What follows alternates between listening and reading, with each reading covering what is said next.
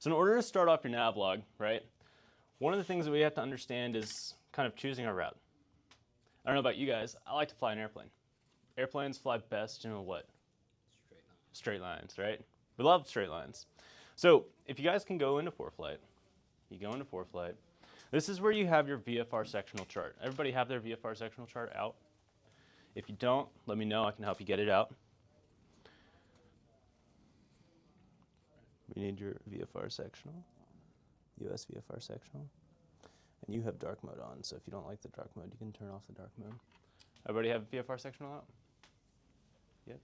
Let me see if I can get mine out as well. So you have to understand that we have some really nice technology here, right? We have our charts that are updated, we have maps that are here for us. However, who has ever seen a VFR sectional?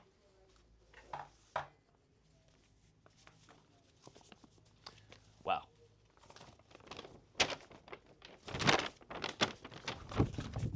Who's looked at this before?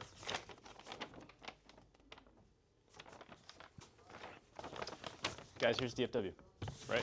If you've never looked at this, I encourage you to look at this. Now, we have to understand that these maps were how we used to plan everything. Everything. My very first navlog, guess what I got to use? Got to use a little sectional chart, okay? Now, with this sectional chart, what you gotta understand is this thing is planned in true. What does that mean? True. Anybody? True north. What do we mean by true north? Is there multiple norths? There's magnetic north and there's true north, right? So everything that we have planned on paper is going to be in what? But we have to do something to convert it to what? Magnetic. Because we fly on magnetic, agreed? All of our instruments. Name some of our instruments that operate on magnetic. Anybody? Compass, right? That's a huge navigational source, right? What else? The heading indicator. And the heading indicator has what inside of it? You remember our equipment that drives that one? Is it a gyro? A magnetometer, right? Now, in other airplanes, there's gyros, right? You agree? But all of these things, even if you're in a 6-pack instrument airplane and it has gyros, right, you still have to slave it to the compass, right? You can adjust it every 15 minutes. Does that make sense? So we have to go through and we have to convert everything from true to magnetic. So how do we find true course in ForeFlight? Anybody? You can convert it. Convert it how? Settings? Clicking the ruler or just choose, click on your route and just add 3. Why 3? Why 3? Good question, I don't know. That's a good question, isn't it? Let's get this thing all set up. All right, so variation or lines of variation, okay? Anybody tell me what variation is? The difference between true and magnetic north, okay? So true north is if we were to take our Earth and we were to go to the exact North Pole based off of all measurements and everything, right? That is everything mapped out in true. Does that make sense? So if I were to turn off some of this stuff so we can kind of see what's going on, we have these lines right here. And what I'm referring to are these lines right here. You see these lines? Yeah. These are your lines of latitude and longitude. These help you plan everything based on true. But you notice, if we find one of these lines, which one am I talking about? This 2E, right? You see how it's not necessarily lined up with the lines? This is what we refer to as magnetic variation, okay? This is correcting for magnetic north. Now, why is magnetic north important to understand? Well, that's what we point to with our compasses, right? Does magnetic north change? Yes. Yeah. In fact, it changes quite a bit. This chart right here says it's January of 2024 was whenever this one was in date.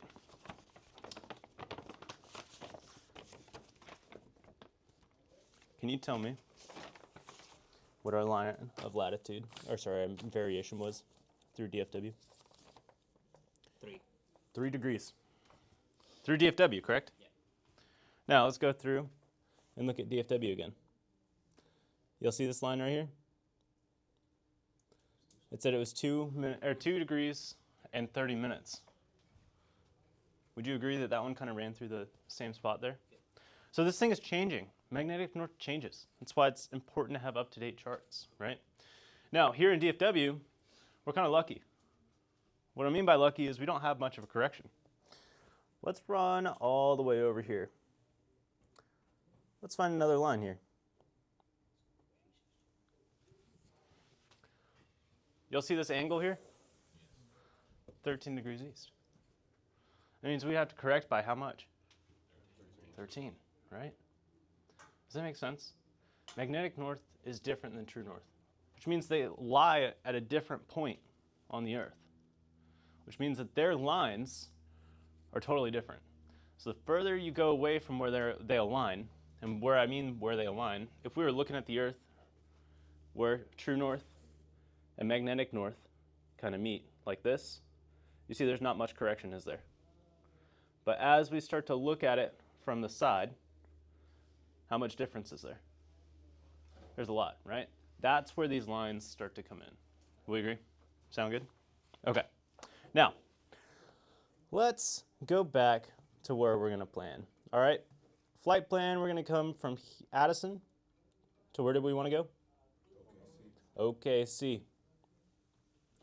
All right, so we put in a line here. You agree? Now on our traditional chart, how do we put in this line? You see this straight line right here? You see it? Yeah. What's it made in? Just lines. It's just a line Ruler on a pen. with a pen, with a pencil, right? So they take these plotters, okay? I don't know if we've got one over here. Typically we would take these plotters, and these plotters we would use to actually draw a straight line and figure out what is our course. Now, here in ForeFlight, we're blessed and cursed at the same time, okay? We get this nice line put in here for us. Then I can just go and click it, right? And guess what it gives me? Course, 343, but what does it say? Magnetic. Guys, do I want to start with magnetic? No, because all our charts are in what? True. We want to start with true. So the thing that he was talking about earlier, I forget who mentioned it, you can turn your settings into a true. And what I want you guys to all do for me is find in the settings here. Anybody remember what the setting is? All the way to the bottom. All the way at the bottom. And then go up a little bit more. Right, Yep. the units and time. Units and time. Thank you so much. All right. Then you should see it. Where's their ruler? Bearing and track instruments. You see this? Make sure that it is set to true. Everybody find it?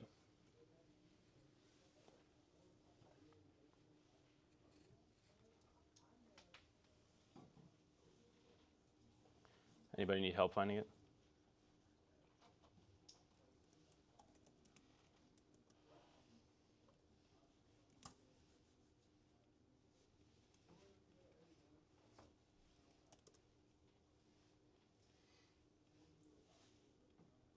All right. After you've set it to true, guess what? I still cannot click this line to get my true, can I? No. What we're going to do is we're actually going to use our 2 fingers. And this is going to draw up a ruler. Have y'all ever seen this ruler? Y'all know this ruler. Check this out. Y'all see this ruler? Now notice, I am putting the corners of this ruler where that little tiny dots, where those little dots are on our route. You'll see the corners? I'm not using this line right here. I'm using these. You'll see that? Where the corners are. I want you guys to do that really quick for me. And we're going to find out what kind of heading are we going to be going on.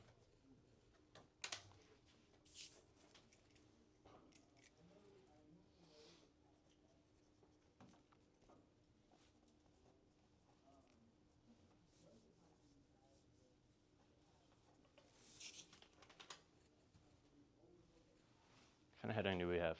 Anybody? What was it? 345. 346. I agree with that. I like 345. I like 346. 1 degree off. We agree? We all got a similar answer? Be careful. One of the most common things that I've seen is this. Which direction are we going there? South. This would apply if we were going from where to where? If we were coming back, right? But we want to plan to Oklahoma City. Agreed? So we're looking at 345. You agree with that? Now, on y'all's pages here, I want you guys to be kind of working along with me, right? Because this is all about starting to plan our route. So right now I've got Addison in as our very first point. Okay? Which means Addison right here. Up at the top though, I've put note that I'm going from Addison to Oklahoma City. Now, something that I really want to see. I want to see all of your notes. Anything that you see is pertinent or that you are using, write it down, right? Because the biggest thing on this nav log that I want to see is how did you come up with your numbers? If I don't know how you came up with your numbers and you can't explain it in the moment, how do we know that you've done this correctly? Does that make sense? So write it down as you're going through it. Sound good? Sounds like a plan, right? So we've got Addison in here. We know that Oklahoma City is going to be our last point. Agreed? But we don't have to go through and plan this because, or right now, because we don't know how many points do we have in between there, do we? No, we don't have any idea. So we know we're going from Addison to Oklahoma City and that our heading is going to be 345 true. So we can go and put in 345 true into our course route. So you put in Addison right here. Addison, 345, 345. Does everybody kind of know where we're at? Looking good? Help your neighbors out too. Sound good? As you're coming through, 345, what's our next box here? Altitude. Well, altitude. So this is something I see a lot of kind of different things on. You know, some people like to draw this. You know, you start off at what? What's our field elevation here? 645. So we can start at 645 feet. Some people like to do this. And this is where I also like to be. I like to say that I'm climbing to what? Oh man, we all know about 2,000, don't we? Why do we climb up to 2,000? Because of the Bravo. Okay, so for those that don't know, who's done a navlog? Who hasn't done a navlog? Y'all haven't done a navlog. How often do you guys get to get in the Bravo? Do what? You've only had like one flight. We don't get in the Bravo very often, okay? The thing with the Bravo is, what do we need to get in a Bravo? Somebody who's more experienced, tell me. You need clearance. What else? Equipment. Your equipment, like what? Transponder, ADSB. What else? Two-way comms. Do what? Fly following. Okay, that's one thing. They might give you Bravo clearance, but they may not. Okay. So why 2,000 out of Addison? Well, so we don't break the shelf, right?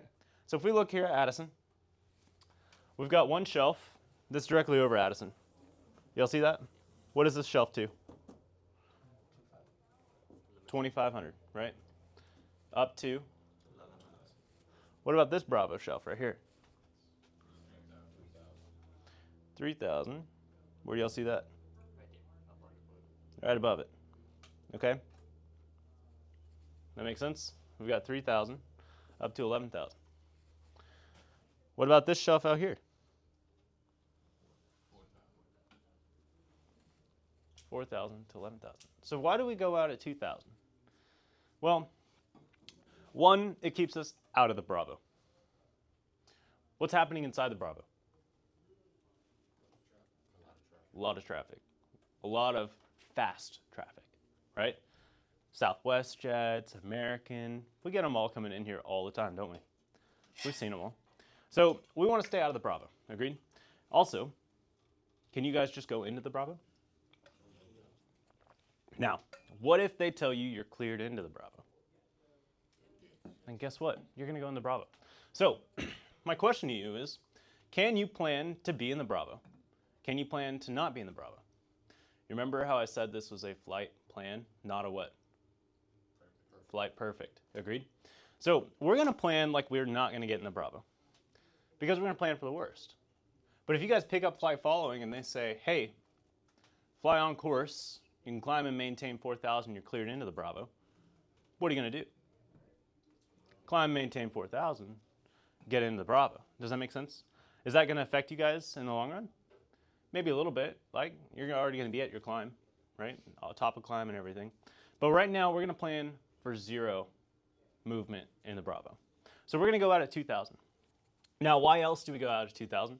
Because here at Addison, we have some procedures that all VFR traffic who are exiting out of the area is going to be at what? 2,000. And all VFR traffic that are going into the area are at what? 25, right? So this is where this magic number 2,000 comes into play. So I like to write this because this shows me in my altitude box that I am climbing to 2,000.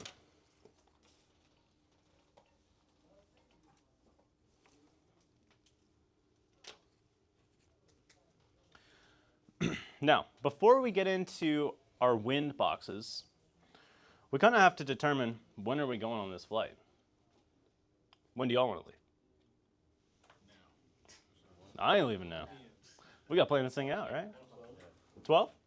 Sounds good. We're going to use 12. So we're going to notate that we're leaving at what? 12 p.m. Local. Why does that matter? Because we're about to have to deal with some Zulu time. Okay? Now, 12 p.m. Now, the next box underneath Addison, this box right here, underneath Addison, is going to be designated as our top of climb, or TOC. And we're going to call it top of climb 1.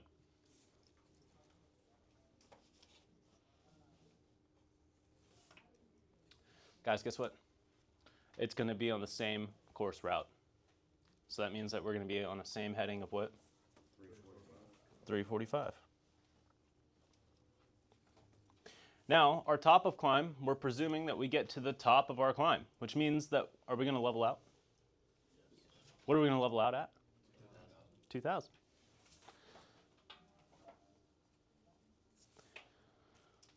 Now, the reason why I've kind of got these things pre-filled out here, okay? We've got Addison, and this is our point. This is our starting point, agreed? And you notice that it kind of dips down and gets into our leg portion, agreed? That's because you need to look at these as points and legs, okay? Points being Addison, the leg being in between Addison and our top of climb. Does that make sense? Right. All right. So, our first point on our way to Oklahoma City is going to be our top of climb. Now, how do we figure out our top of climb? Anybody? The POH. So everybody pull up their POH, and let's go find our performance charts.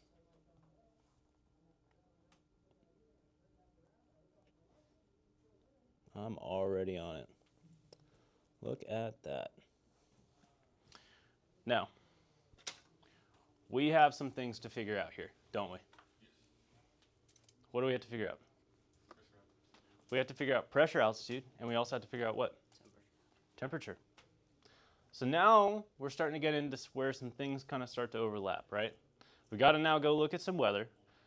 We have to go look at maybe ForeFlight, maybe the GFA tool, right? The more sources you use, the better off you're going to be. We got to figure out our outside air temperature, and we got to figure out our pressure altitude. Who knows how to figure out pressure altitude? The formula. What's the formula?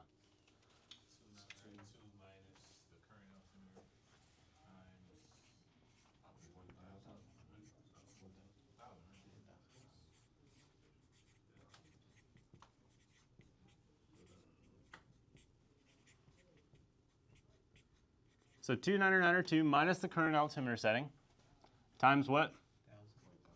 1,000 plus what?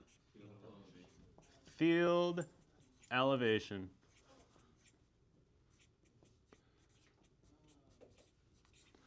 This is equal to what? Pressure altitude, which I'm going to abbreviate to PA.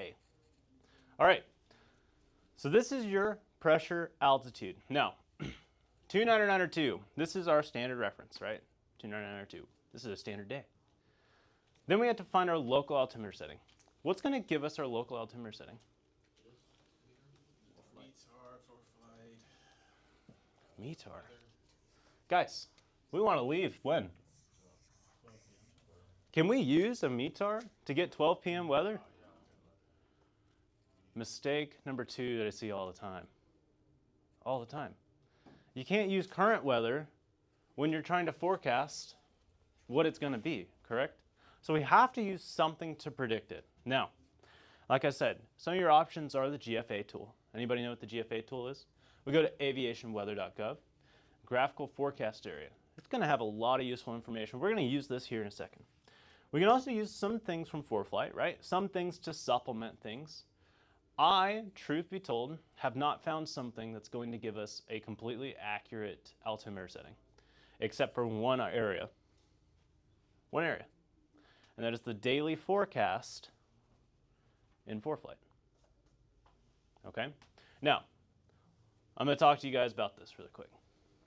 I don't want to see the daily forecast being used for every bit of information. I want you guys to be able to go through and evaluate all areas. Now, why do I really mention and emphasize all areas? Who has heard of this regulation?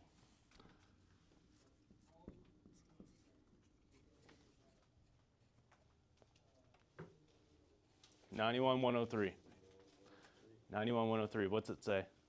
Anybody? I know that a lot of you guys will come to know this regulation as the one that gives you this.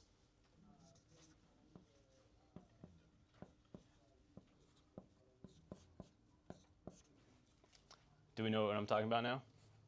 NW Craft. This is your pre-flight planning regulation. Now, with that said, NW Craft is a great rule of thumb on how to remember this regulation. But I want you guys to pay attention to the very, very, very first sentence of this regulation. Anybody have it pulled up? Yes. Read it out loud for me. Each pilot and command shall, before beginning of flight, become familiar with all available information. Pause. Each pilot must become familiar with what? All available information concerning the flight. All available information concerning the flight. You hear me? Yep.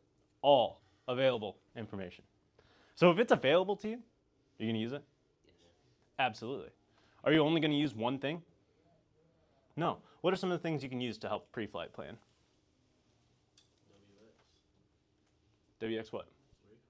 WX Brief. 1-800-weather brief, right? WX Brief. This is where you're going to talk to somebody, right? And they can brief you on the entire route of the flight. Agreed? What else? Aviationweather.gov. What else? Weather channel. The Weather Channel. Sure. That's supplemental, correct? What else? Eyes. Your eyes? Believe it or not, absolutely, right? Whenever I was driving in, Addison's METAR was reporting VFR. If you can see a layer of clouds that's over the top of the airport, is that VFR to you? Maybe not, right? Maybe not. So your eyes are a good thing, right? If you can see a thunderstorm rolling in, maybe we don't go fly. Agreed? What else? Pyreps? What else? Pilot reports is what those are. What else? What else? Weather briefing. A weather briefing? On what? ForeFlight. Sure. Absolutely. What about any of the weather tools that are in ForeFlight? Have y'all seen the imagery tools? Different charts. So let's go find our altimeter setting really quick. What we're going to do is we're going to click on Addison. We're going to go over here to the daily forecast. Now, under weather, you see there's METAR, there's TAP, there's MOS, there's the daily, and then there's winds. And these are all available information to you. Agreed?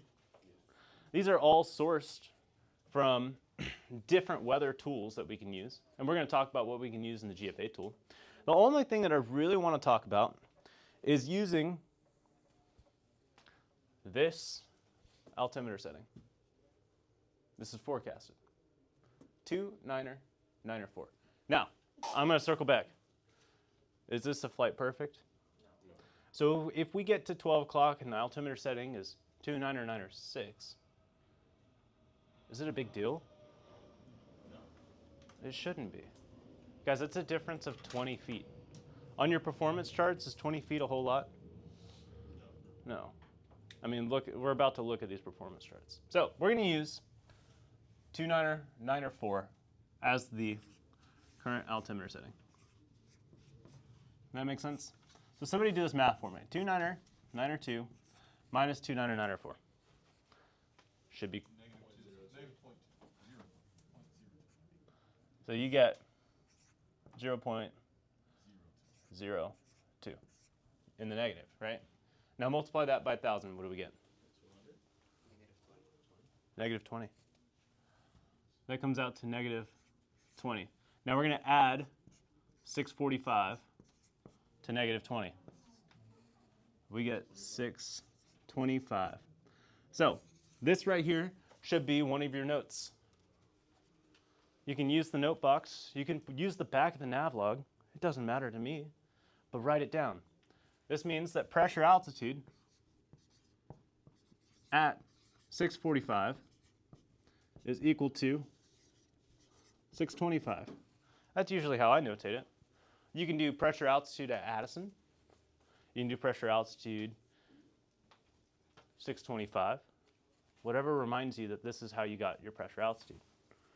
That make sense?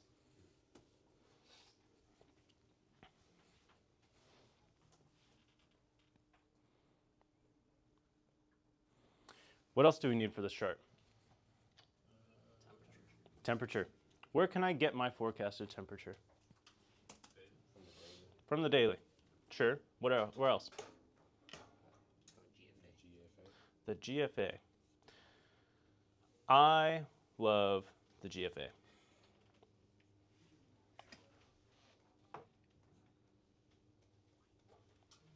So,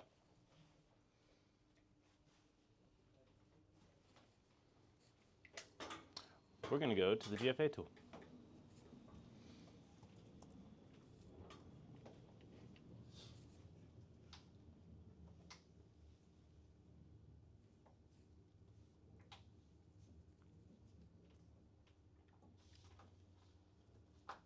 Check this thing out. So first things first is you can come over here and you can just put in your path, Addison to Oklahoma City, and then you hit load.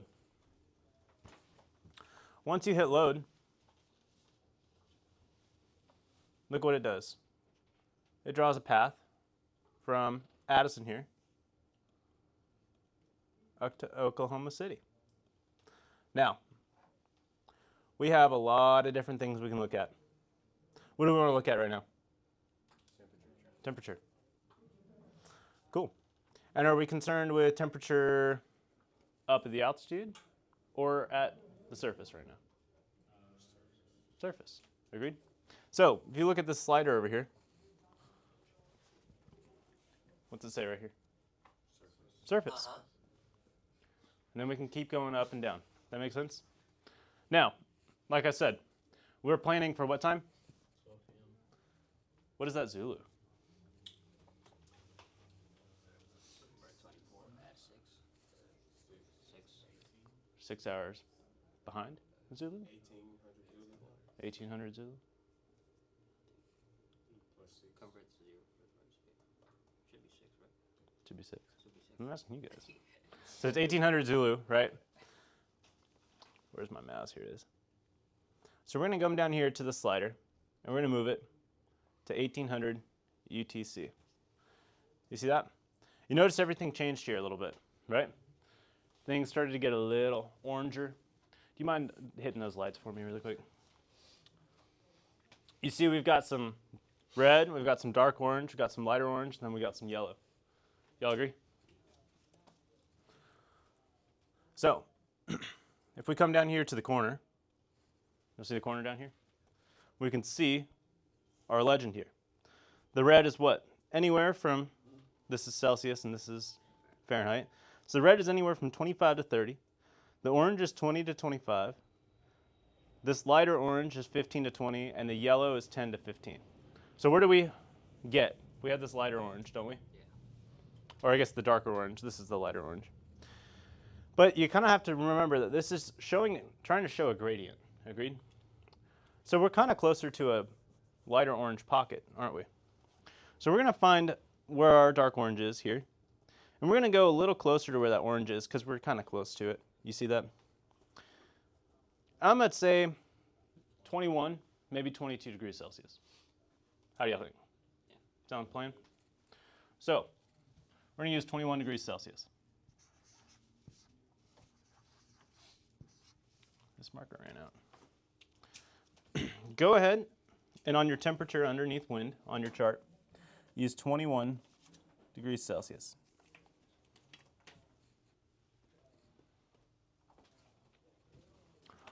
All right, we'll come back to the GFA tool here in a sec.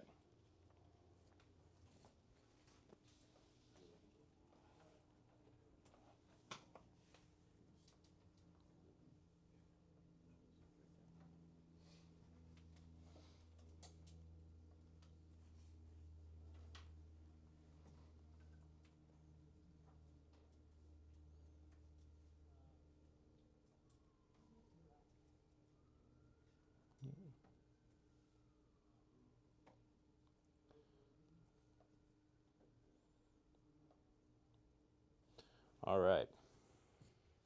Now we know we're going to go up to 2,000, agreed?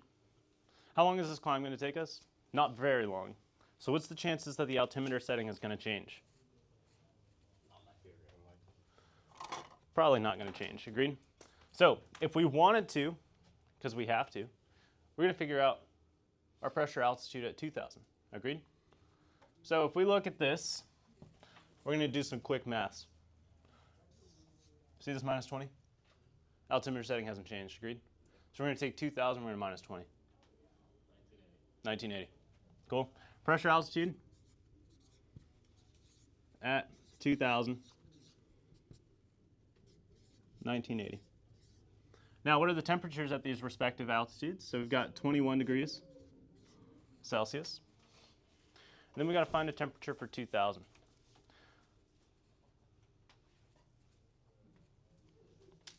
There's two ways to do this. Flight plan versus flight perfect, right? Flight plan says that, well, our atmosphere cools off at about 2 degrees per 1,000 feet, agreed? That's our standard lapse rate. Do you know if it's a standard day? It's definitely not, right? But 2 degrees per 1,000, we're going up about how much? 1,500 about.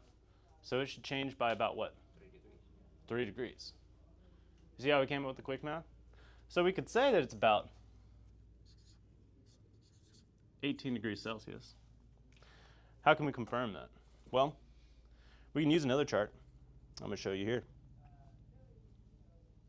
Weather. We'll go over here to the winds. Now you notice these winds, this is the winds aloft. There's a couple different tables. Do you see the first table was for what? 8:30 a.m. They make it really easy. They don't put this in Zulu time. They put it in what? Central, which is our local time. We said 12 o'clock is when we want to take off, right? So we're going to be using this one here. Now, look here. It starts at 3,000 feet. 3,000. 3,000 feet, it comes out to be what? 15 degrees Celsius. You agree? That means the change between 21 degrees Celsius and 3,000 is what? 6 degrees. And you're going to go up about how much in altitude? From surface up to 3,000 feet MSL. About 24 or 2,500 feet. You agree? Well, using a standard lapse rate, that's about 5 degrees. So this is really close to being a standard lapse rate. It may not be a standard day, but it could be very close to being a standard lapse rate. You see how we just thought about that? How things are correlating a little bit. So, would it be okay to use 18 degrees at 2,000? For sure. Because here at 3,000, we're about 15 degrees, and that's about what a standard lapse rate is. Is it also acceptable to use 15 degrees and just round to the higher number? Yes. Yes. On the occasion that you can explain yourself. If you can't tell me why you use 15 degrees, I don't want to hear it. Does that make sense? So, what are we going to use? Y'all want to use 18 or y'all want to use 15? 18. Let's use 18, right? Standard lapse rate, agreed? You see how that we just kind of determined what that kind of standard lapse rate was? So let's plug this in. This is 18 degrees Celsius at about 2,000. Okay. Over here in documents. You can kind of see that I have a bunch of lines already made. Let's see if I can trash all these. I believe I can. 4Flight's made it kind of interesting to draw lines in the... Here's the thing. If I use clear, or the clear all tool, let's see, it doesn't even... You gotta use that triangle, that square. Yeah, if you use that, Oh, if you use the square? yeah, Press you can the- like yeah. drag over all the lines. Oh, look at that. Delete. Get rid of it. All right. So, what was our very first temperature that we want to use? 21. At what altitude? Pressure altitude? 625. So would everybody agree that this line right here, let's make that a little less.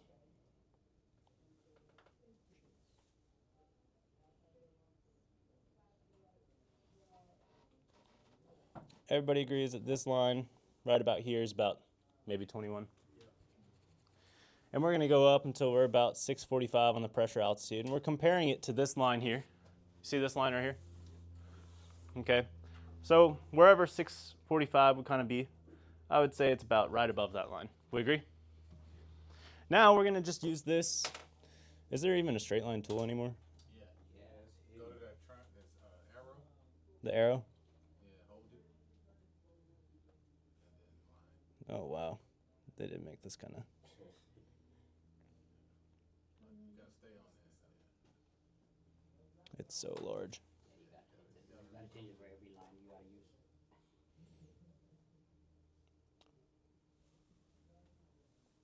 You gotta resize that too.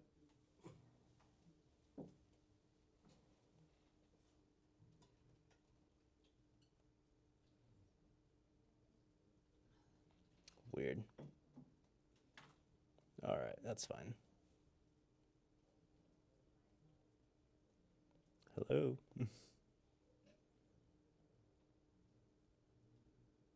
That's fine.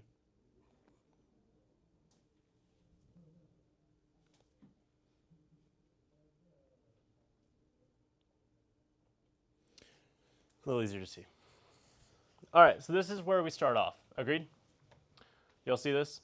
We've got some lines that intersect right here. That's our very first line. Now, what is our second line that we have to make? TOC 1. Top of climb 1. So now we got to take this information right here. 18 degrees Celsius with a pressure altitude just under 2,000. We agree? So now 18 is going to line up to be about right here.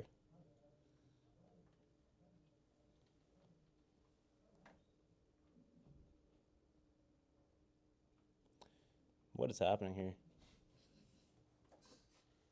It's not the best update. It really isn't. Somebody should provide feedback to 4Flight.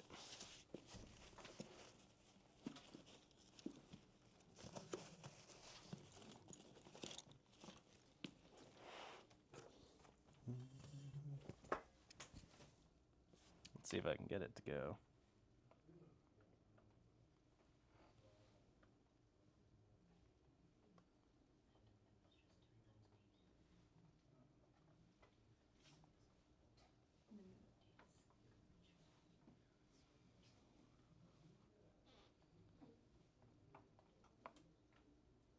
we're just going to use this marker tool because I can do it better.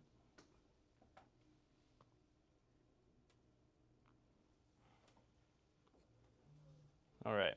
You see we got two lines here. Agreed? We have time, we have fuel, we have distance. Y'all agree? We see all those.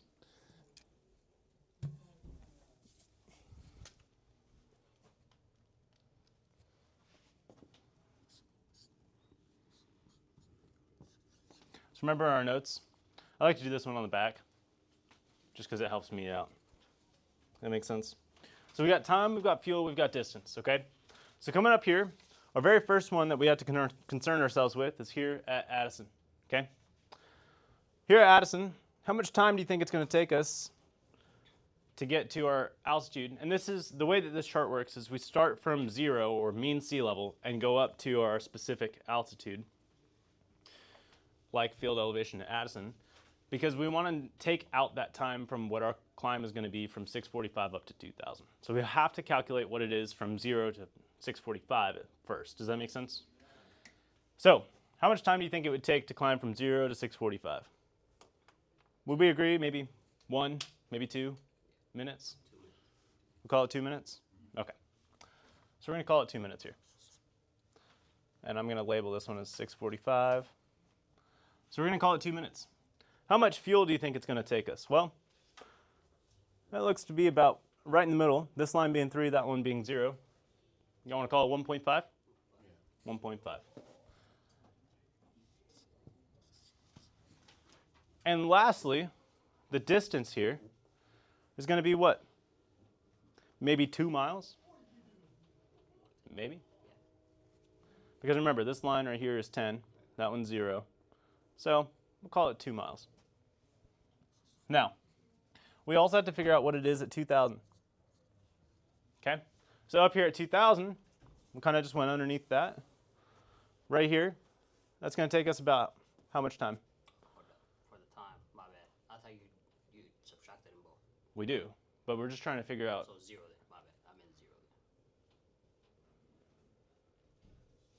then. You meant 0 here? Yeah. In terms of this number? Yeah. I disagree. It has to take some time. Right?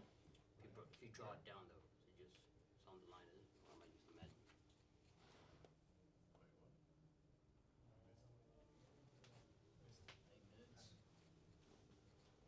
This would take us some kind of time, right? We could call it a minute. We could call it 2 minutes. We'll use 1 minute. That's fine. Do you do that for the rest of them too? I thought it was subtracted immediately. That's what. No, we don't just subtract immediately.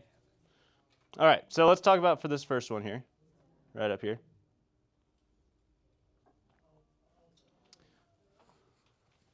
How much time do you think this one's going to take? 3 minutes. I'll call it 4. I would call it 4.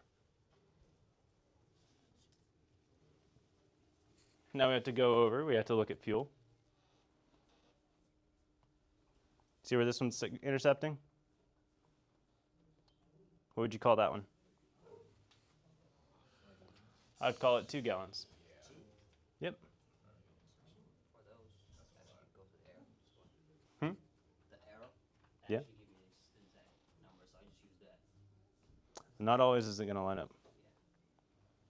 And how about this one over here? 3. That's 10, right? It looks like it's just under. So I would call it 4 as well. That make sense? Not to sound dumb or anything, but Yeah. how are we getting this? How are we getting these? How are we getting these numbers? How are we getting these? Because this is a performance chart. Yeah, I'm on it. Like, how are we Yeah. What difference are we talking about? So we just came up with 2 different lines, right? We had one that we had planned for 645, right? And we had our pressure, altitude, and everything. And now we had one up to 2,000. Remember the 2,000 one? So we came up with both of those. And the reason we have to do both of those is because we're trying to figure out the climb. How long is it going to take us to climb from 645 or field elevation here up to 2,000? Okay, what this chart gives us is this gives us our climb from 0. Okay, so we figure out 0 to 645, and then we figure out 0 to 2,000 in terms of our pressure, altitudes, and everything. And whenever we kind of figure those out, now we can subtract those two numbers, whichever numbers they give us. You see this line right here? This curved line? Wherever that line that we just drew a straight line across intercepts this line, that's about how much fuel, how much time, how much distance it's going to take. See, we've got 1, 2, and 3. This one being distance, fuel, and time. Make sense? Anybody else need clarification? We're good? All right. So, if we subtract these numbers, what do we get?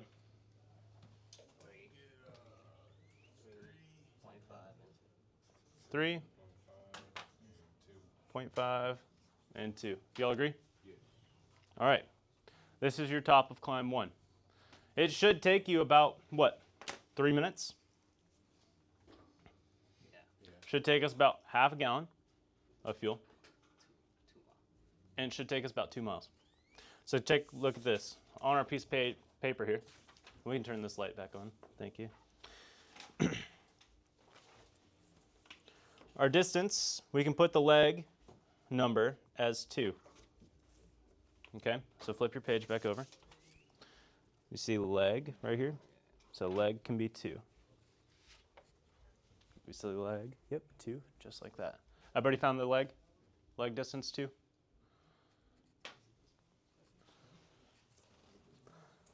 Leg distance right here, 2. And help your neighbors, got it, 2, 2. Anybody have questions? Anybody not find it? You found it. This one or this one? So you see distance right here? Yeah. Leg and remaining. So we've got leg right here. That's going to be 2. That makes sense? 2, 2, 2, 2, 2. Everybody got it? We're working on this first line right here.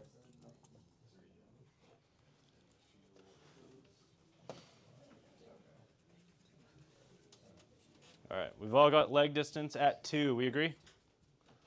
All right, we said fuel is going to take us what? 0.5. So if we look to the right of that, there's going to be our last column that says fuel and remaining fuel right here, or GPH at the very top. We agree? That's where the 0.5 is going to go. Perfect, right there. Right there. Everybody found it? Everybody good? And lastly, we have distance, or sorry, lastly we have time to put in. And you see the boxes that say ETE? Does anybody know what ETE stands for? Estimated time on route. That's what ETE is, right? This is saying, hey, for this leg, how much time are we going to take on it? How much time are we going to take on it, y'all? 3 minutes. ETA is estimated time of arrival. This one is a little different. Let's say that we want to leave or we want to be taking off at 12 o'clock. If we get our takeoff clearance at 12 o'clock, what is our estimated time of arrival? 12:03. Does that make sense? So, this number you can plan for, but what are the chances you're going to be out of here exactly at 12 o'clock? So is this something that you could actually fill in during the flight? Yeah, right? If you saw that your takeoff time was at what? 12:20 or 12:19 and you saw that it takes 3, what estimated time are you going to get there at? 12:22. Does that make sense? You can fill in these boxes as you fly. You agree? Ooh, he's panicking. He's panicking. There's a lot to do. Anybody have any questions thus far? We're good, right? Now, you notice that we haven't done calibrated airspeed. We haven't done true airspeed. We haven't done any of this quite yet, have we? Well, being that we are at this top of climb chart, let's talk about a couple things here.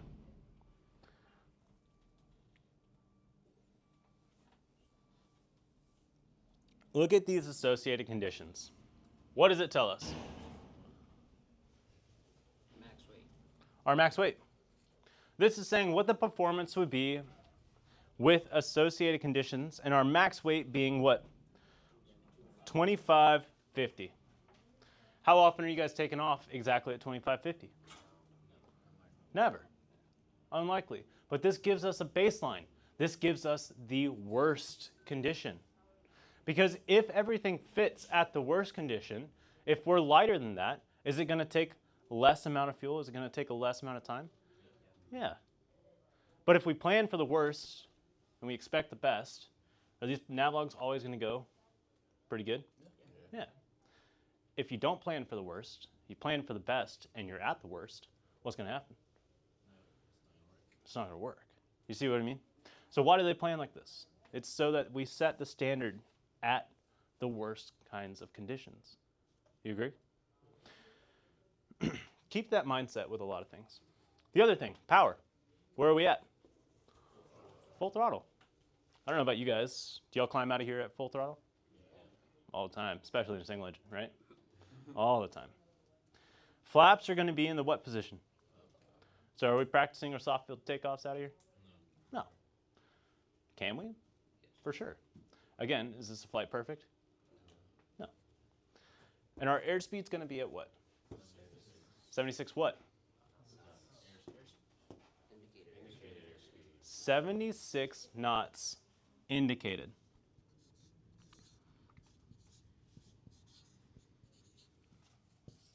We're going to circle that number. Because this is where I start to get a lot of weird stuff. This navlog, we want to plan for us flying 76 knots indicated airspeed. Now, whenever you guys climb out of the airport, what are you guys pitching for? 76 knots indicated, right? This is what you see. So the numbers that we're about to talk about, is this something that you guys are going to pitch for? No, because what are you pitching for? 76. Does that make sense? You're always going to climb out of here at VY with regards to the navlog.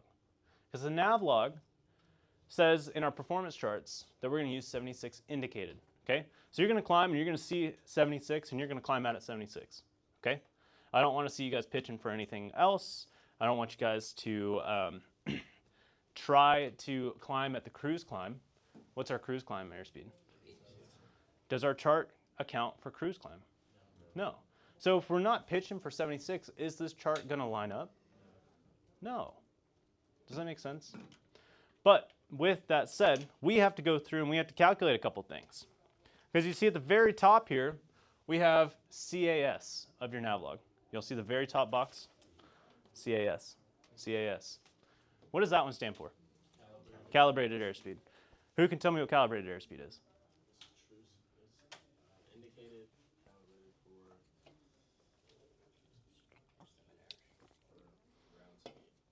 ground speed. Not ground speed. Instrument error. It's indicated, corrected for instrument error. Now, what does that mean? Well, I want you guys to imagine this is the pitot tube, right? This is the pitot tube. We're traveling through the air like this. Make sense? If we're in straight and level, the air is allowed to go into that pitot tube unobstructed. Agreed? But whenever you guys are climbing out or you're at an angle of attack that's higher than normal, you know this pitot tube is attached to what? The wing, right?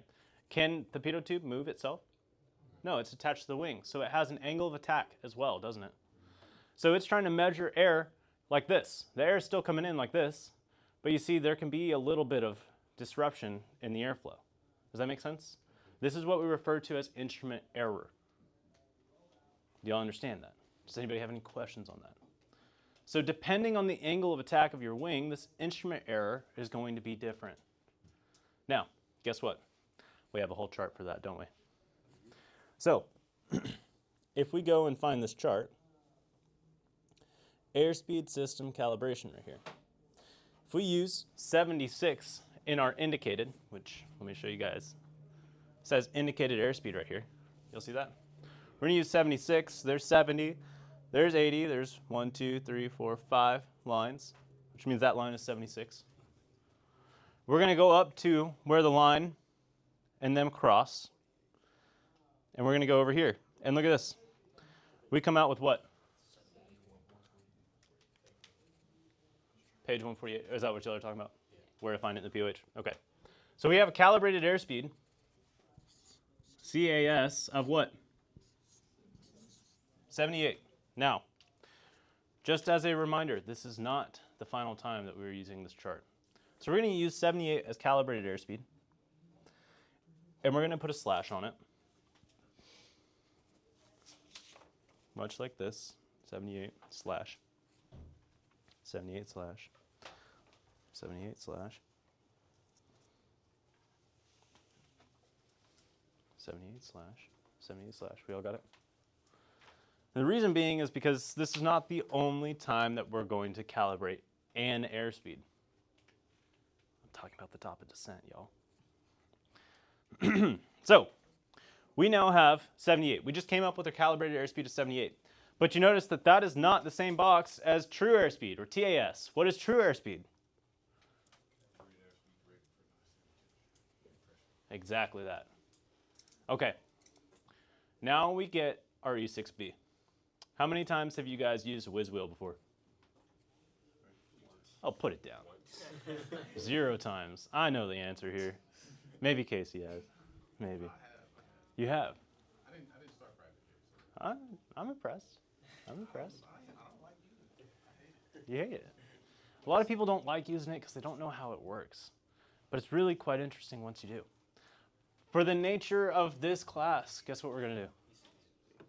We're not going to use it. We're going to use the computerized version, the electronic version. So, who's got one? I want you guys to plug in every bit of information. Now, what information does this computer need? It needs temperature. It needs pressure altitude. What else does it need? The calibrated airspeed. Guys, have we already figured all this out? Yes, we have. Where do we start our climb at? 645, right? So what's our temperature at 645? What's our pressure altitude at 645? What's our calibrated airspeed? Plug all those numbers in, and what do we get? 80. 80 knots true airspeed. So guess what? In your column for true airspeed, this one here, this one here, this one here, that's 80. Now we're starting to get somewhere, right? I have a question about that. What you got? I don't know if you plan on getting to it, but I was wondering about the wheel pants. About the wheel pants. Aha! This is where I Yeah, get know people you too. probably was gonna get to it, but I was gonna always ask this question because I wasn't sure if for the climb speed, do you subtract on the climb speed, or you just subtract on the? I'm going to follow up your question with a question of mine. What tells you to subtract 3 knots true airspeed for the climb? For the climb? Mm-hmm. Well, I was gonna go to the POH and where it says that in there, but I don't know if it says it for the climb. Where does it say it for? It says for the what is it, performance? Yeah. It's on the performance. Which performance chart? 65%. For 65%, what?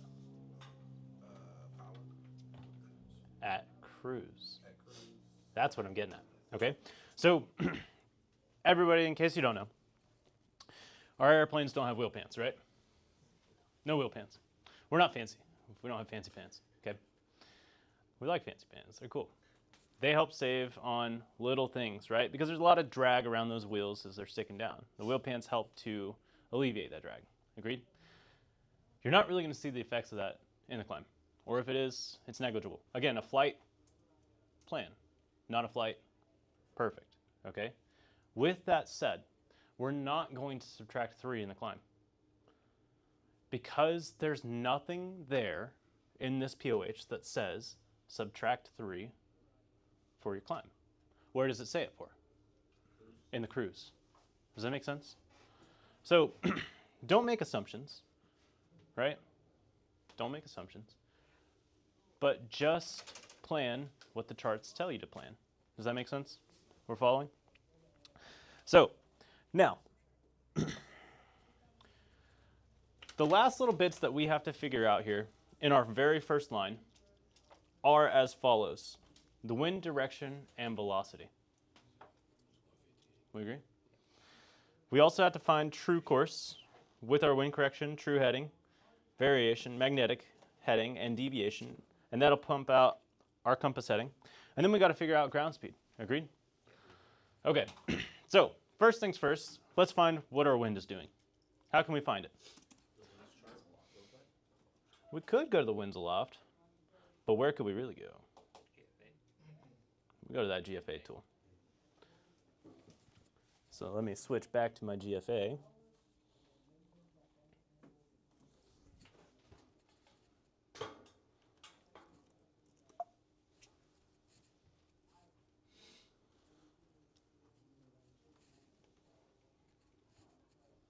Anybody see my mouse? There it is. Would you shut off the lights again for me? Thanks, sir. All right. Up here at weather, right here, we want to find winds. You agree? Now look at this. This is super cool. We're going to go and we're going to set it to surface. You see that? And then we're going to go and set it to what Zulu? 1800 Zulu. Now look at this. You see Addison right here? Let's go click on this little wind barb right here. What's it telling us, y'all? 170 at 12. 170. Wind direction, 170. At what velocity? 12 knots. Now we can start to fill in some boxes, can't we? So, true course. What did we figure out our true course was earlier? 345. And that makes sense, right? We're going to be traveling where? North. And we're going to be northbound, right? To Oklahoma City. We know that Oklahoma City is north of Dallas. We agree? 345. That makes sense, doesn't it? Would 165 make sense? No. That makes sense? We're all following there. What's the next box? It says plus L minus R, correct? Yeah. Or sorry, minus L plus R. And then it says WCA. What does WCA mean? All right. How do we find this out? E6B. On the back side of that little whiz wheel, there's a little kind of computer, and it shows like where you can set the wind direction and everything. But we're just going to go to the E6B. Sound good? So let's pull up the E6B. And what information does it need for this? You can turn the lights back on. All right, so it wants wind direction and its speed. So it's going to be 170 at 12. What's your course? True course? 345. And what did we say for true airspeed? 80, right? All right. What's it give us, y'all? -1.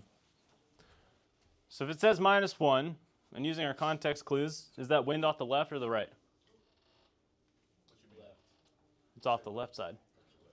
If it's telling us -1, it's off the left side. Do it? Do we agree? Yeah.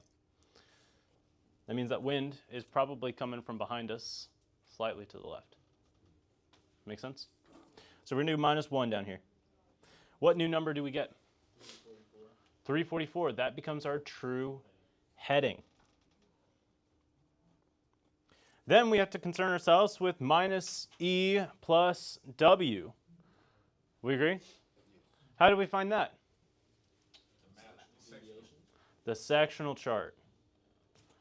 So the sectional chart, if we go back over there,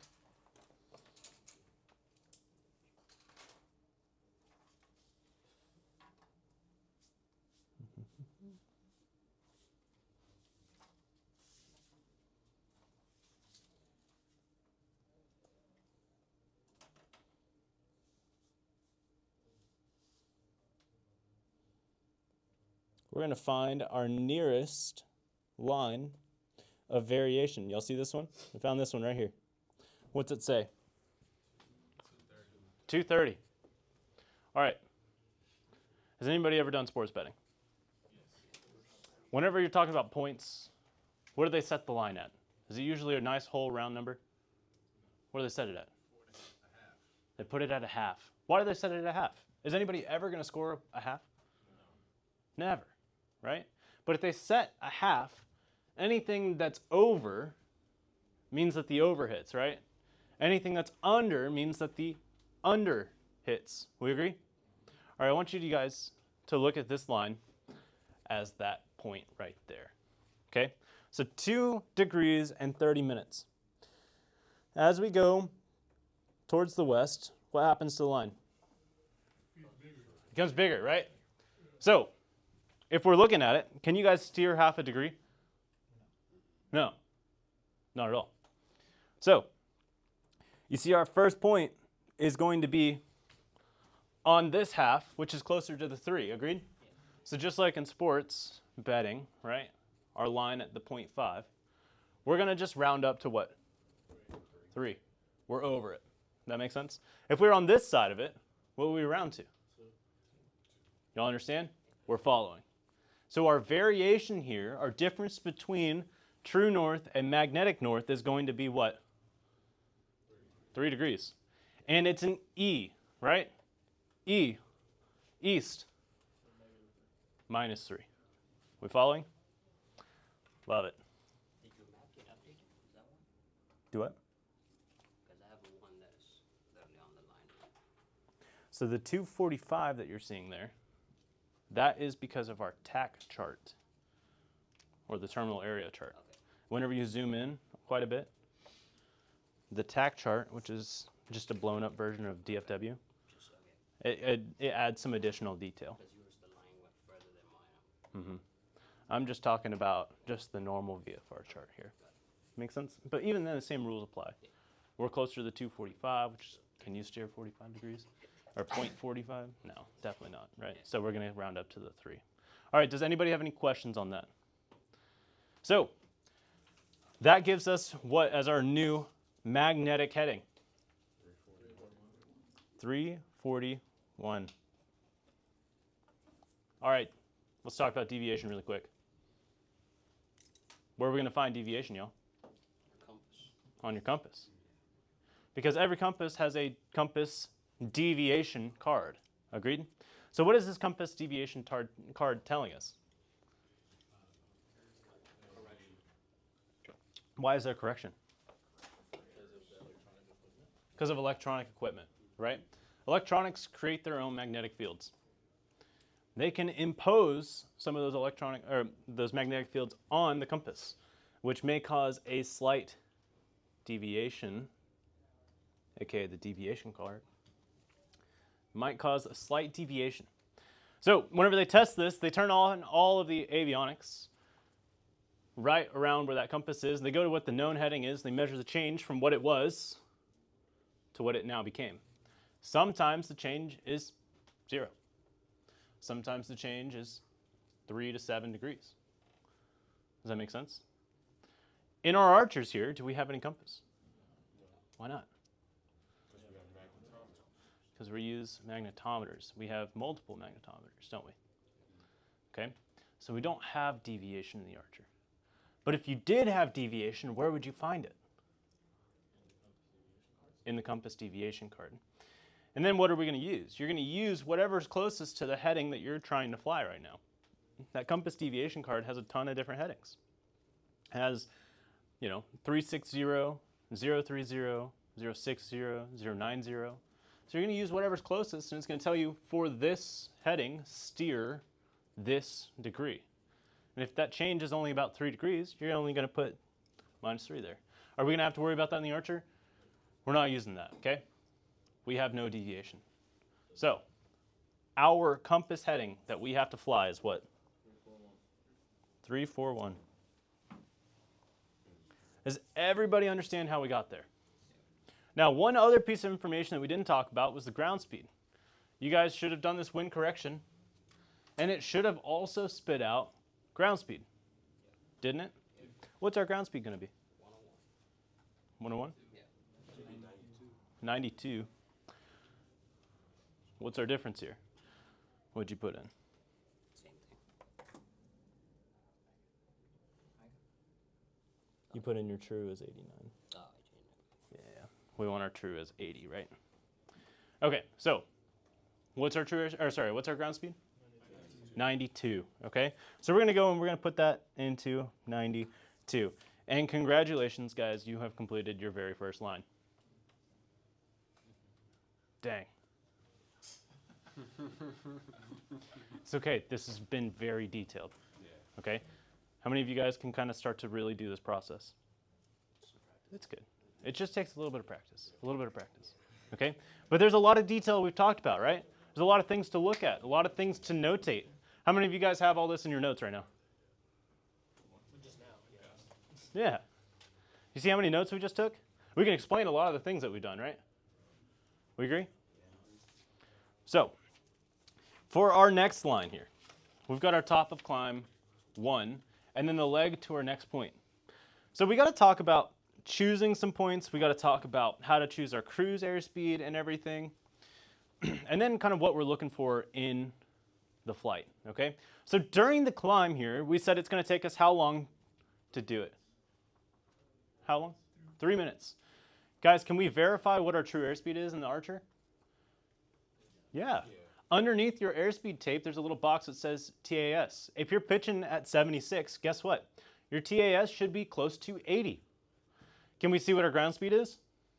Yeah, on the MFD, we've got a little pink kind of area, and it says ground speed, and it should be close to what? 92. Guys, if that ground speed is much faster than you anticipated, much faster, how is that going to affect your times? Well, your top of climb should probably still take you about 3 minutes. Agreed? How about your distance? Your distance is going to go further. Doesn't that make sense? Depending on if it's a tailwind or headwind. So if your ground speed's much faster than what it is, do you have more of a tailwind or more of a headwind? You have more of a tailwind. So it might take you a further distance to climb, but it still might take the same amount of time. Does that make sense? You're looking at me real confused. So say it again. We have more of a tailwind than we anticipated. Like 20 knots of tailwind. Our ground speed is much faster. It's still going to take us 3 minutes to climb up to 2,000. But the distance that we cover is going to be much further because we're being pushed out further. I thought I understood it differently. All good. I was like, I'm just making sure. how's it gonna take us further to get there? I guess you meant like it's taking us. Never mind. All good. All good. Again, this is a flight plan, not a what? All right, great. So let's go right here really quick, and let's plot our very first point. So we're going to use our little fingers here, and we're going to go out. How much distance did we say it was going to take us? 2 miles. So we should be in the delta still, about right here. We're going to select that point, and we're just going to add it to our route. Should take us about 2 miles. So now we have Addison as our first point. We have our leg distance, and we have our top of climb 1. We agree? Now let's talk about selecting a point. Because we're going to cruise out of here at 2,000, right? Until we're at least clear of what? The Bravo. We agree? We agree? Okay. So we have to go through and we have to choose a point. Anybody need help with plotting the point? We're good? Figuring it out? Question. Do you, on takeoff, most time we try to do 90 and then do the thing, but if you do it this way, it's the same thing. Say it one more time. When we take off, you go 90, right? East, because we take off east. Do you do east and then do the route, or just about we take off and then just plan this way? Because most times you want to. I see what you're saying. Yeah, you move it this way, you move the whole line like this way, and then do the route that way. I know what you're saying. All right, so we just had a question. Everybody? We just had a question where in Addison, usually we take off to go to the east. they tell us eastbound. Can we request a northbound departure? Absolutely. Absolutely. So this begs the question, what if you're taking off runway 16 versus 34? Well, how is this going to look different?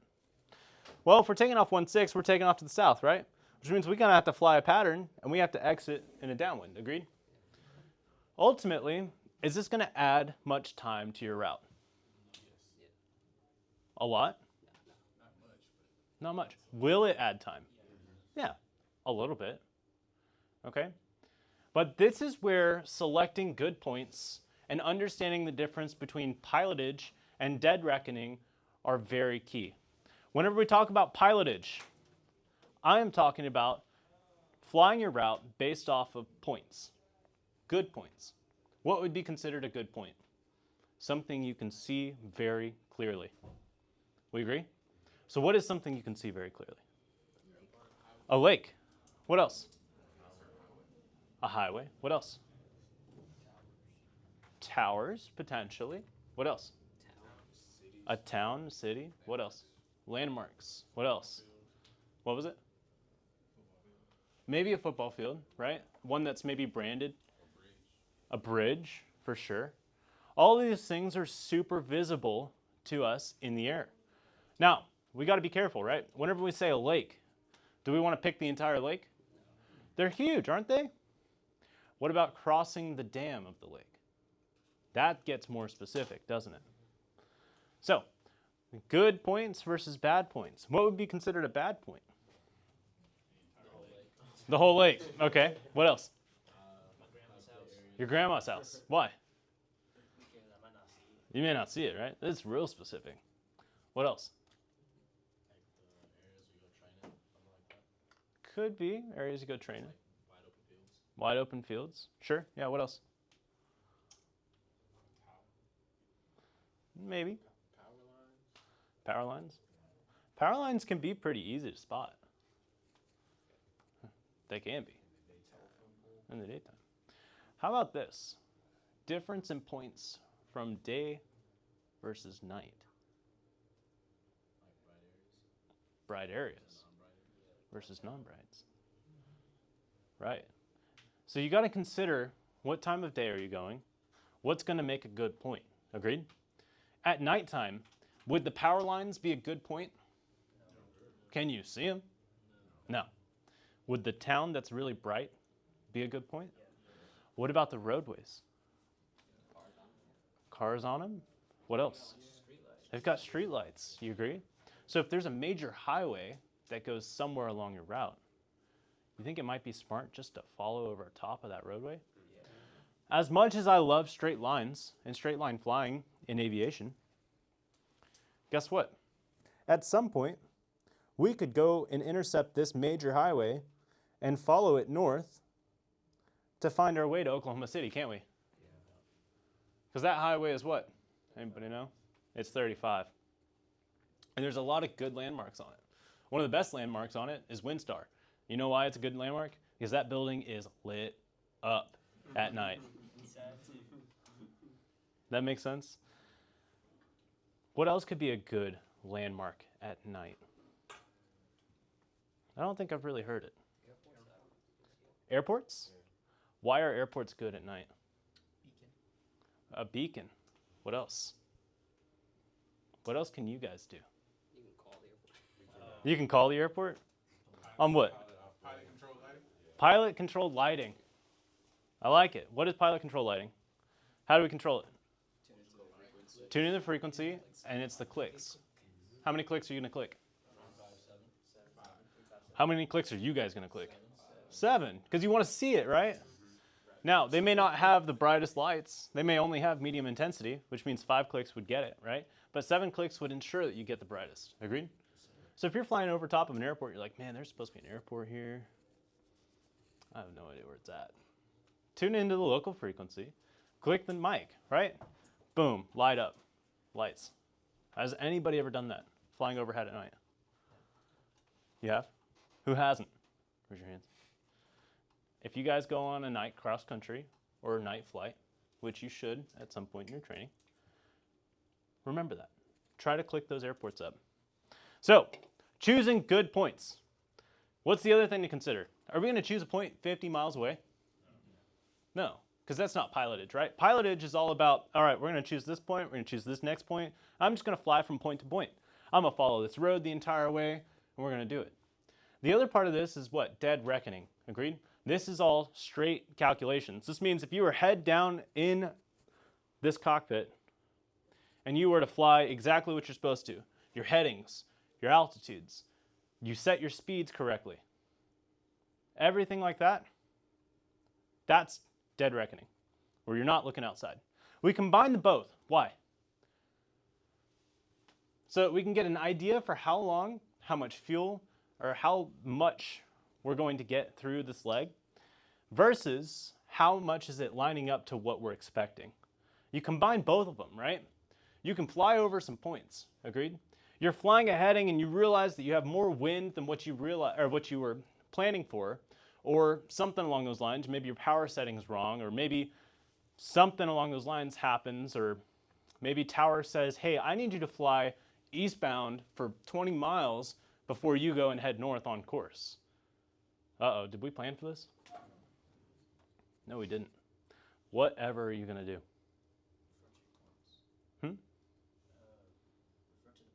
Refer to the points, right? So we got to choose something that's really nice, big, but specific. Agreed? So if we're looking at this route here, what could be a really nice very first point? A lake. Which part of the lake? The edge.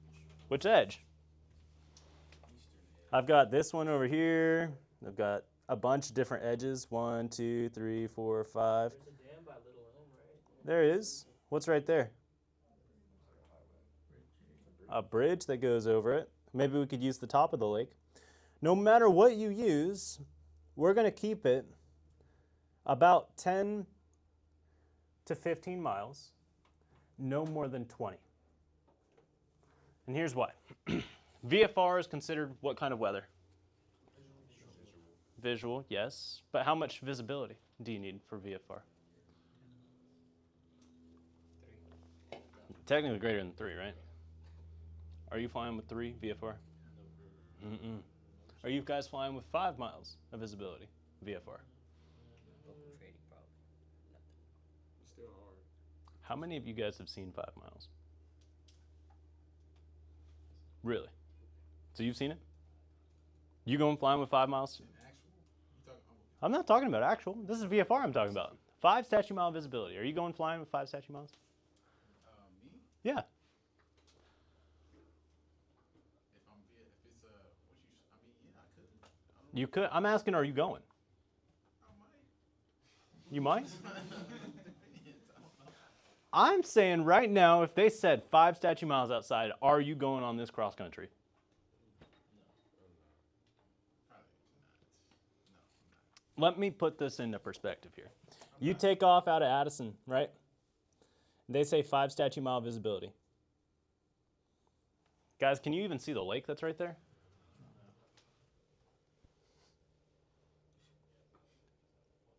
Y'all picking up what I'm putting down? VFR is 10 statute miles. Even 10 statute miles is kind of sketchy if you guys have never seen it before for a VFR pilot. Can you see the entirety of that lake? No, you can see maybe halfway into it. You agree? So a lot of times we take off and we have very good visibility. We can see for 30 to 40 miles. Does that make sense? But we want to choose something that's close. Because legally, can you go up and you can fly with 10 statute mile visibility? Yeah. So, as you're flying along, you see this lake, right? Which part of this lake do we want to use?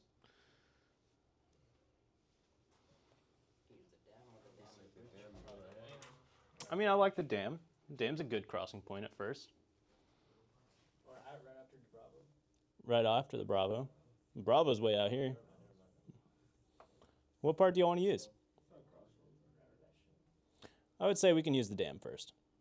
We're going to go wings level with the dam. Would we agree that this is about right here? Then I'm going to actually use this bridge up here. And we're going to select that point as well. Y'all see the bridge? You'll see what that bridge looks like? Because that can be pretty obvious too. I'm going to use both ends of this lake. We've got one point that's at the beginning of the lake. We've got one point at the end.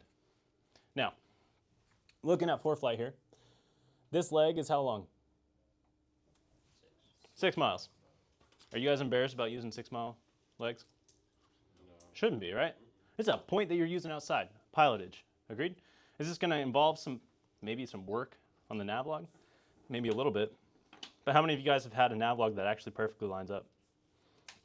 It's one of the most satisfying things I've ever done. Okay? So my very first point after top of climb 1 is going to be what? Dam of Lake Louisville.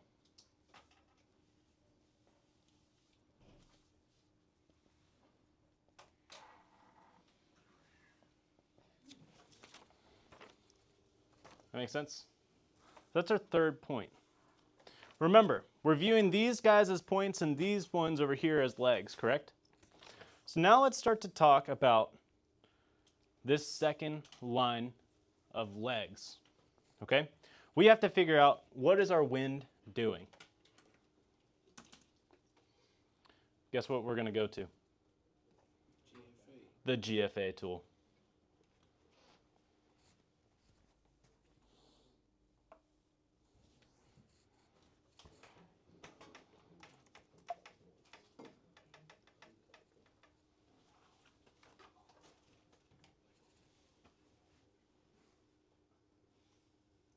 Now, what are we going to do?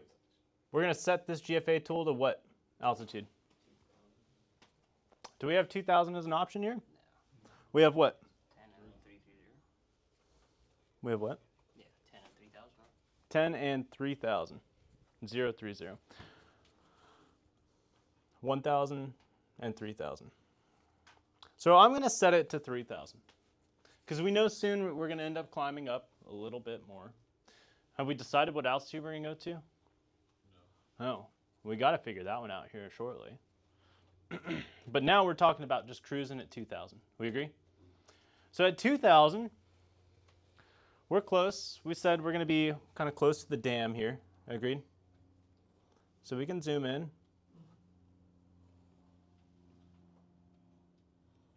Wait for everything to load. And let's use this arrow right here. Why not? What is this telling us? 198 at 33, or 98. But what did we say time-wise we're going to take off at? So you got to remember, right? Set your forecasts. So now let's go back and let's see what's changed.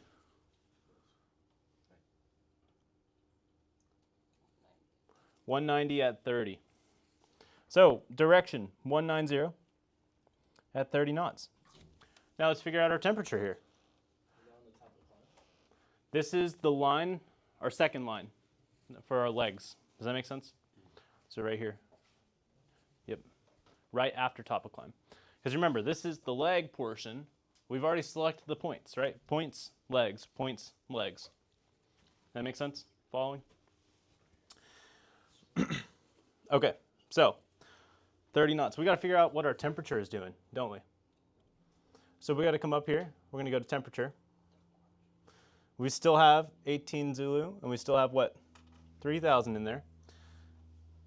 But now we're in this light orange and hot orange kind of range. Well, what did we say earlier that it was going to be about 2,000? 18 degrees Celsius. Do you guys think that's changed much? So let's go fill it in. 18 degrees. And I think that lines up really well with where we're at right here. We agree? 18 degrees is right in smack dab middle of the orange. We're getting colder as we go north. We agree? What's next? True air speed. All right. This is where we got to talk. Where are we going to find our true airspeed? No. The POH. The POH.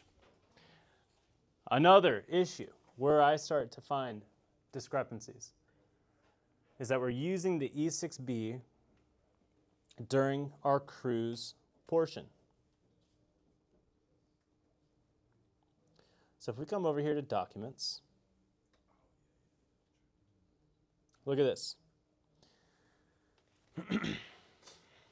Engine/cruise performance for non-ISA or non-international standard atmosphere outside air temperature.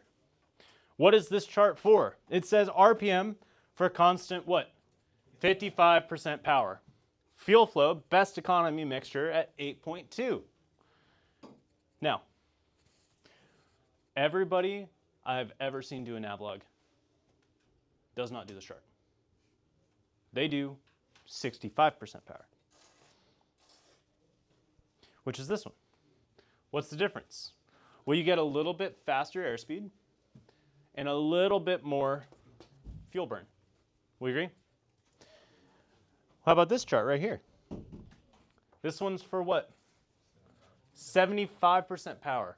So you get the max amount of true airspeed and you're burning what? More fuel. Guys, I don't mind which one of these charts you use. I really don't. But whichever one you plan for, you better be able to tell me and back it up. That makes sense? So, why does everybody go with 65%? It's a happy medium. A happy medium. You're not burning as much fuel. You're still getting a pretty good true airspeed. Does that make sense? So, do you guys want to use 65%? Do you want to use 75 or 55? 65. All right, we'll go to 65. Sounds good. So right here, 65% power. The first thing that I want you guys to notate is it's going to be what? 9.5 gallons per hour. Guess what? There's a box over here, right where my finger's at, that says GPH. What are you going to put in that box right there? 9.5. All right, so now let's get back to our true. Well, we got to figure out which portion of this chart do we want to use. Guys, which portion of this chart do we want to use? 2000. Why? Because our pressure altitude right here is what? Which is closest to which chart? All right, so now we've narrowed it down to right here. What is our outside temperature right now? 18 degrees. So if we look at Celsius right here, we agree? Which one of these is it closest to? So now we've narrowed it down to this line right here. Now, you'll see some other numbers, right? You see Fahrenheit here, and then you see Celsius is described as an ISA. ISA is standard atmosphere, right? What's standard atmosphere at sea level? 15 degrees Celsius, and 299 right? As you go up, we said our standard lapse rate is what? 2 degrees per 1,000 feet. So if we go up to 2,000, that's 2,000 feet. It should be down to what? 11? We agree? Degrees Celsius. You see how we just came up with that? Guess what? ISA at 2,000 is what? 11 degrees Celsius. So what is ISA plus 10? This is just saying, hey, it's hotter than ISA by 10 degrees. Well, what's 11 plus 10? 21. Whoa. Now we see how we're getting our numbers, right? So you can use any one of these. But what I want you guys to do is take whatever temperature it is, and what do we plan our temperature in? Did we do it in ISA? Did we do it in Fahrenheit? Or did we just do it in Celsius? We just did it in Celsius, which is going to be 18 degrees. Agreed? So you're going to go to this middle line right here, and you're going to find what is it closest to in this chart right here, which is what? 21. Look at our next column here. What's it say? Is what? 2440. So when I ask the question, how are you going to achieve 65% power at cruise at 2,000? What am I asking for? You guys are going to put the RPM for 65% power to what? 2440 at 2,000 feet, right? So whenever you guys are doing this top of climb, you get to the top of climb, you start to level out, everything starts to get faster, you get faster, and what do you pull your power back to? 2440. Do you understand? This is how you fly the navlog. What are you going to do with your mixture?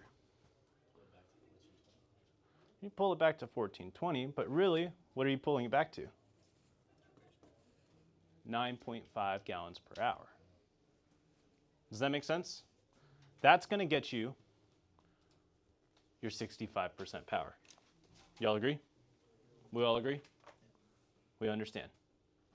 So, I notate that. Notate your power settings. Why do we notate our power settings? It's really important. We agree? Really important. Now, we just came up with our true. Agreed? So 2440 is going to give us somewhere between 117 and 114. What do we want to make it? 115. Maybe 116.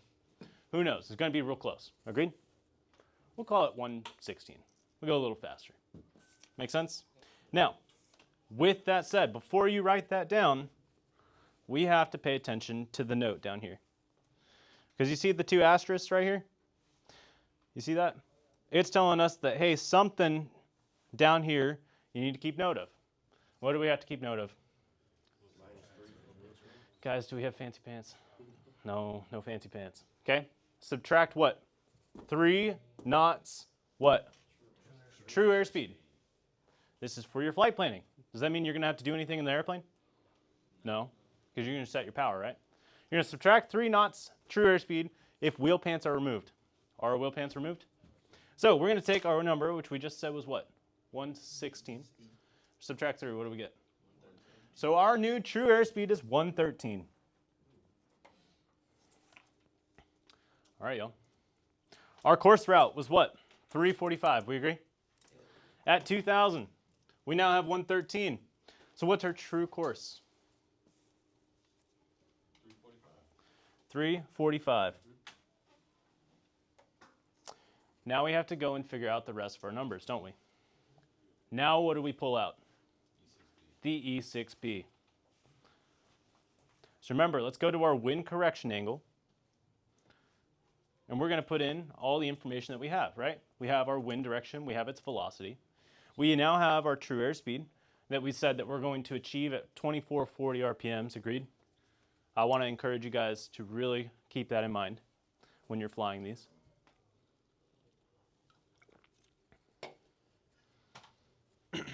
How long did we say that our next leg was, by the way? I think we said it was 6 miles, correct? So we can fill in that distance as well. Anybody have the answers for me in terms of what our wind correction angle is going to be? -6. So we're going to take -6 to 345. What does that put us out at? 339. How about our variation? We're going to go -3, which puts us at what? And do we have deviation? So now we have our compass heading, right? 336. So whenever you guys level off from your climb, you start to get everything moving. Everything's moving, isn't it? Right? We now have to think about what's happening. All right, we get to our top of climb. The power has to come back a little bit. We have to lean everything out. We also have to do what? A slight turn, don't we? To what? 336, right? Then we want to figure out our ground speed, our time, and our fuel. Agreed? Well, guess what? The E6B has all of this ready and available for us. But you see how this is different than what we use for top of climb, right? Top of climb, we used a chart. Agreed? For this, we're using the E6B, aren't we?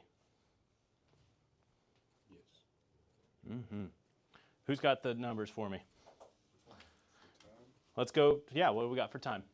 2 minutes and 35 seconds. 2 minutes and 35 seconds. How'd you come up with that? What information did it ask for? It asked for the distance and the ground speed. Distance and the ground speed. Do we have the ground speed? What was the ground speed? 139. Okay, so we're going to use 139 in ground speed. We said that's going to take us how long? 2 minutes and 35 seconds. How much fuel burn is that going to be? 0.4. And how'd you come up with that? What information do you have to provide it? The time. The time and Fuel burn. our fuel burn of what? 9.5. And that comes up with how much gallon? How much? 0.4. 0.4. Guys, we're going to round this up to 0.5. I do all of my fuel in 0.5s, and I will round up from the 0.5. Reason being is, if you say that you require more fuel, guess what? You're okay. If you say that, hey, we're going to round down and you need more fuel than what you're actually taking, is that a problem? Yeah. So it's okay to round up in these numbers. Does that make sense? So we're saying it's going to be 0.5 gallons. Agreed? We agree? All right, so you see how we get our numbers for when we're cruising, right? When we're cruising, we get these numbers from an E6B. When we're climbing, we get these numbers from what? The top of climb chart. You'll see that? Some other things to note. How much fuel burn do we have on the ground?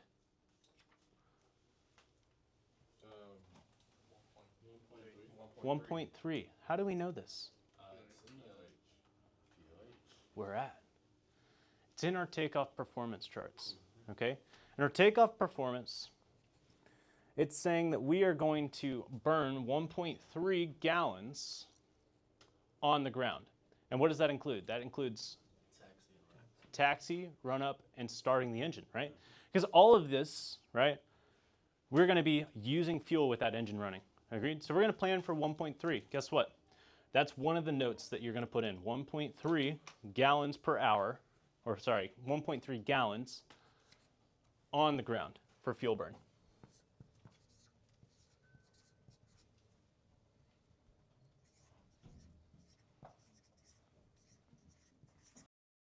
Is I'm going to show you guys one last thing, okay? When we are flying this navlog, the last thing that we really have to plan, right? We can plan another top of climb. We're just going to start at 2,000 rather than 645, right? We can plan another cruise. How do we choose our altitude? Well, we have to look at obstacles. We have to look at what direction we're flying. And which direction are we flying? East or west? We're going northwest, right? So what do we have to consider with that? Altitude, but like what? Even thousands plus 500, right? So what would be an acceptable altitude to go on this flight here? 45, what else? 65, what else? 85, what else? 10.5, right? Are we gonna go much above that? No, because what do we have to start worrying about? Oxygen, and whether or not our airplane can make it up there, right? So, I like 65, I like 45. What's really gonna determine whether I choose 65 or 45 now? Could be weather, right? Who has more of a tailwind? What'd you say? Free will, yeah. You can do whatever you want to do, right? Could be fuel burn, right? What else? Distance. What else? Say again? ETA, yeah, maybe. What else? What else? Airspace, that's a great one. I love that one. What else? Nobody ever says this. Visual, like being able to see your waypoints. Yeah, being able to see your waypoint. That's a great one. What else? Obstacles, right? Obstacles near the ground. As you go out west towards Lubbock, what happens to the field elevation? Goes up. If I'm at 4,500 going out to the west, guess how much above the ground I'm going to be? About 1,000. Do y'all like flying about 1,000 feet above the ground? I don't. So you're going to choose what? Or 8,500, right? Airspace is a great one, knowing all these different things. So the last thing we got to really talk about is top of descent, okay? The reason I'm skipping a bunch is because ran out of time. But if we look at this, we have to descend into Oklahoma City. We agree? We have a top of descent chart.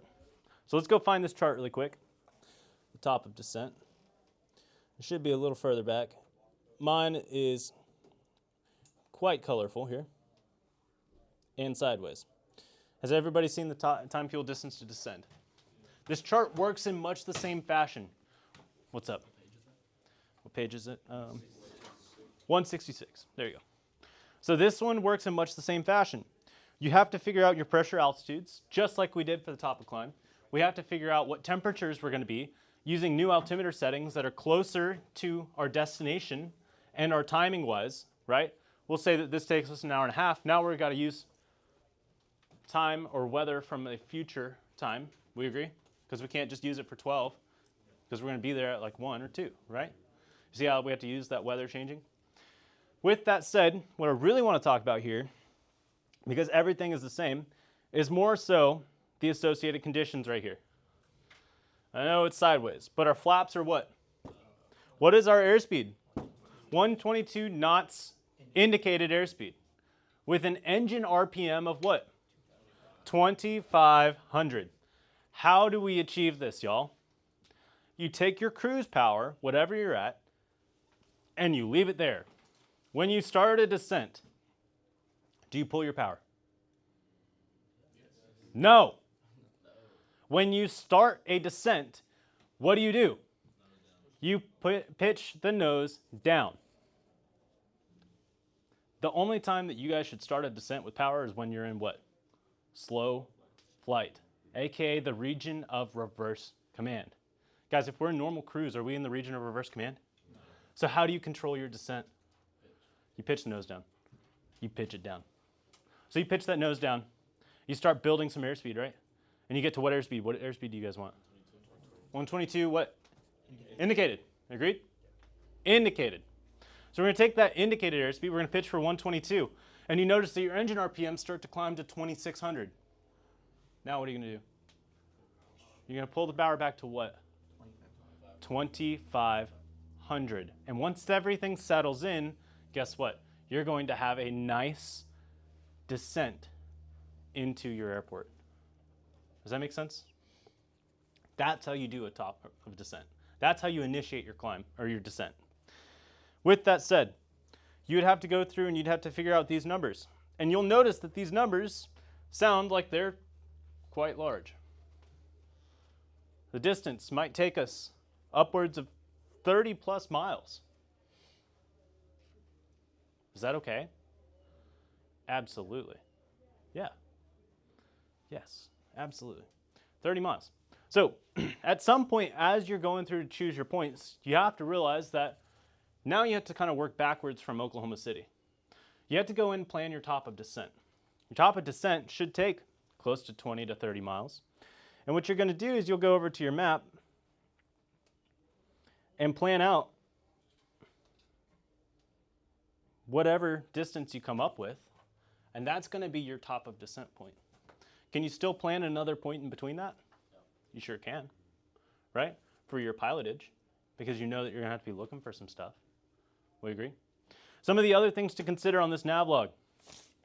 Every box has a reason, right? You guys want to plan as much as possible. What can you get ahead of? Frequencies.